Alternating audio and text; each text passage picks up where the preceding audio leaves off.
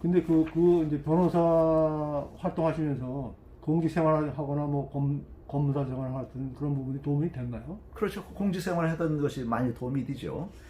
검사 생활하면서 수사했던 업무, 재판에 관여했던 업무 이런 것이 다 변호사 업무에 다 연관성이 있기 때문에 법률 문제로 민사, 형사, 행정사건으로 어려운 일을 당하신 분들에 대해서는 제가 행정부처에서도 근무를 했고 또 검사 생활도 했고 또 총리실에서 차관으로 있으면서 세계 각국 당시 일본이 점령했던 모든 지역을 제가 출장을 다녔어요.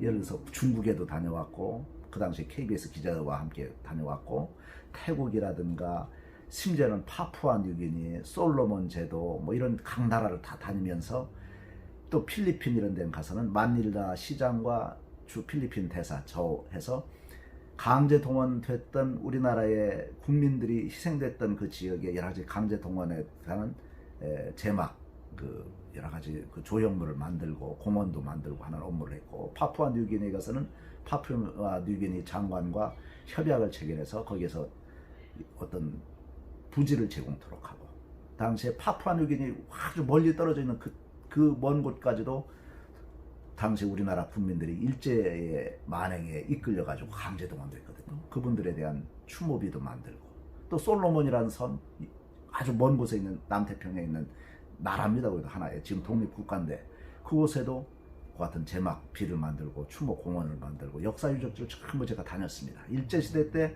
우리가 강제 동원됐던 모든 지역을 다 뭐 아까 말씀드린 대로 중국에서부터 각 나라를 다 다녔죠. 심지어는 영화 콰이강의 다리 현장이었던 콰이강의 다리에 우리나라 국민들을 강제로 끌고 가서 3교대 강제 동원을 시켜가지고 도망치면 전부 쏴 죽여서 유골들이 거기에 유리관에 지금도 전시되어 있어요.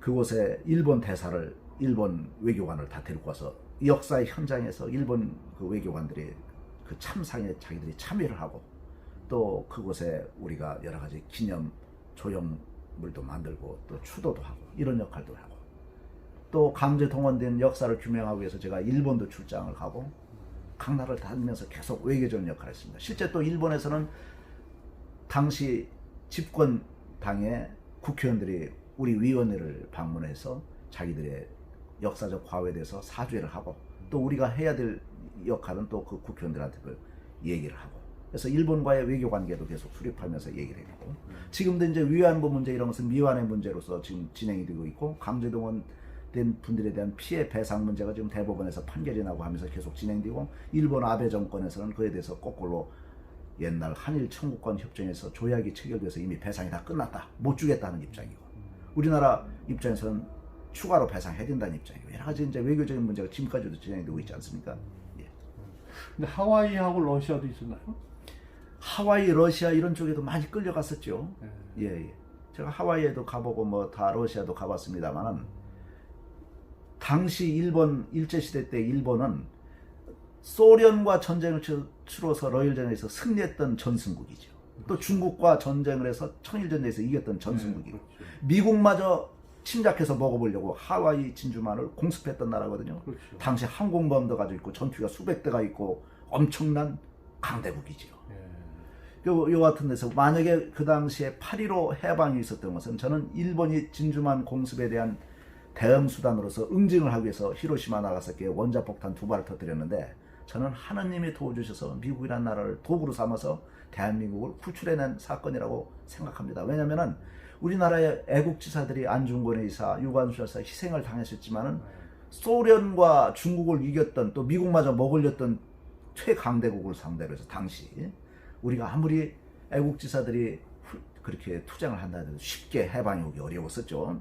그렇지만은 미국이 진주만 공습한 일본을 응징하고자 히로시마 나가사키에 원폭 2발을 터뜨리는 바람에 천황이 무조건 항복을 하는 바람에 전격적으로 기적적으로 대한민국에 해방이 왔거든요. 그래서 저는 이 역사적 관계에 있어서 6.25 때 미국이 우리나라를 도와준 것도 감사해야 되지만은 8.15 해방을 가져오게 된 히로시마 나가사키 원폭 사건. 미국은 자기들의 국익을 위해서 했다고 하지만은 역사적 인과관계는 하느님이 우리 애국가에서 동해물과 백두산이 마르고 닳도록 하느님이 보호하사 하느님이 보호해서 우리나라를 구출해낸 사건이라고 저는 생각하고 있습니다. 혹시 변호하시면서요, 그 실패하신 적이 있었나요? 변호했는데 변호했는데 가장 아쉬운 사건이 예. 경남기업 성완종 회장을 제가 변론했습니다. 예. 그때 한번 경남기업 나왔었죠. 성완종 회장이 을 변론해서 석유 개발과 관련해서 말하자면 어떤 불법한 자금을 횡령했다는 취지로 검찰 수사가 이루어졌는데 제가 조사할 때도 직접 새벽 4시까지 입회를 하면서 경남기업 성완종 회장 사건을 열심을 다해서, 물론 성완종 회장이 경제적으로 당시에 어려움이 있기 때문에 뭐 비즈니스 차원, 변호사로서의 수익 차원은 거의 뭐 생각지 않았습니다.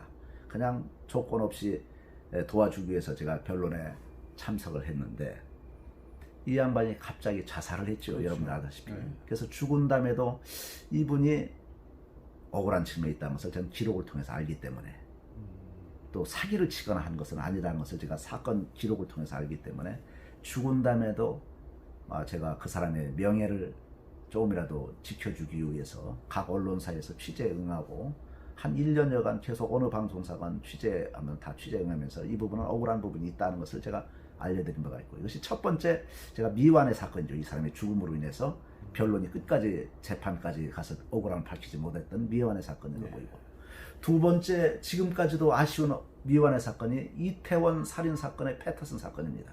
이태원 살인 사건은 흔히 생각하기에 산술 논리적으로서는 20년 전에 원래 에드워드라는 그 이름은 에드워드 패터슨, 전부 미국 이름을 갖고 있습니다만 실제는 한국 사람들이에요. 부모도 한국 사람들이고 재미 교포이기 때문에 에드워드 패터슨 이런 일인데 우리가 착각을 해서 안 됩니다. 이것은 한국에서 벌어진 일이고 피해자 가해자가 다 한국 사람들이에요. 패터슨의 어머니는 한국 사람이고 아버지만 미국 군인이었는데 이혼했지요.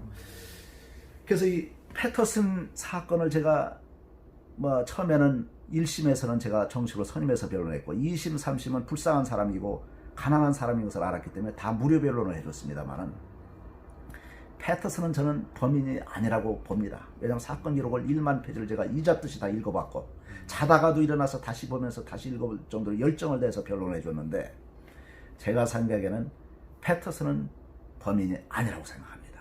다만 법관들 입장에서는 20년 전에 원래 검찰에서 잘 수사를 했던 에드워드가 징역 20년 범인으로 판정이 돼서 1심에서도 실형 선고되고 2심에서도 실형 선고되는데 대법원에서 이 에드워드가 범인이라는 증거가 아직 완벽하지 않다, 아직 증거가 부족하다 하는 논리로 일단 파기를 시켜서 풀어놨거든요.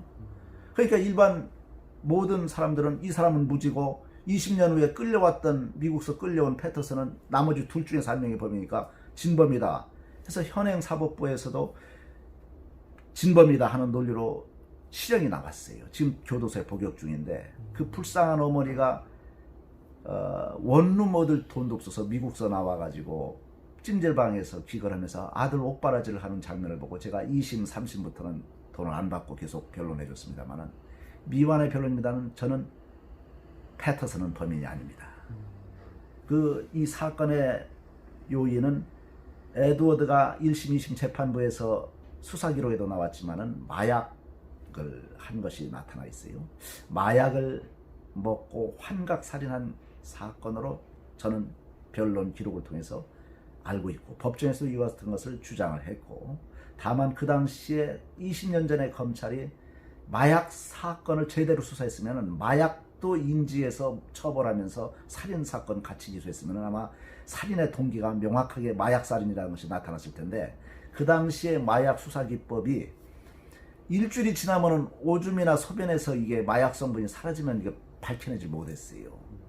지금의 마약 수사 기법은 다 밝혀낼 수가 있는데 혈액이라든가 여러 가지 DNA라든가 분석을 할 수가 있는데 20년 전, 25년 전에 그 기법이 없었거든요. 그래서 마약 사건이 에드워드가 마약을 외국에서 갖고 와 여러 가지 기록상 마약을 했다는 흔적이 나와 있는데 이 부분 수사가 제대로 이루어지지 않았습니다.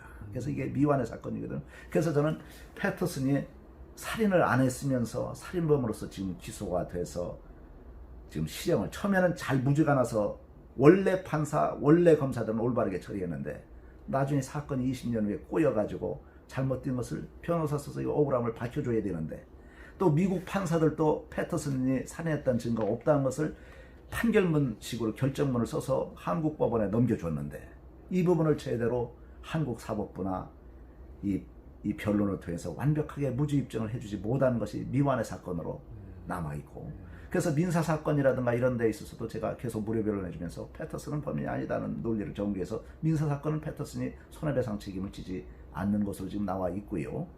그 다음에 검찰에 대해서도 에드워드가 패터슨한테 범행을 미룬 거, 이런 부분에 대한 위증이 있다는 것을 근거로 해서 지금 재수사 요청을 했는데, 이 에드워드가 미국으로 도망가가지고 지금 안 들어오고 있습니다. 그렇죠. 검찰에서는 그냥 에드워드에 대해서 위증 기소 중지를 해놓고 지금 잡을 방법을 안 강구하기 때문에 이 사건이 패터슨은 계속 감옥에 갇혀 있고, 에드워드는 미국에 이제 거기 가가지고서 거기서 한국으로 안 들어오고, 네. 위증 사건에 대한 수사를, 위증 사건이 인정이 돼야만 다시 재심을 할 수 있는데 네.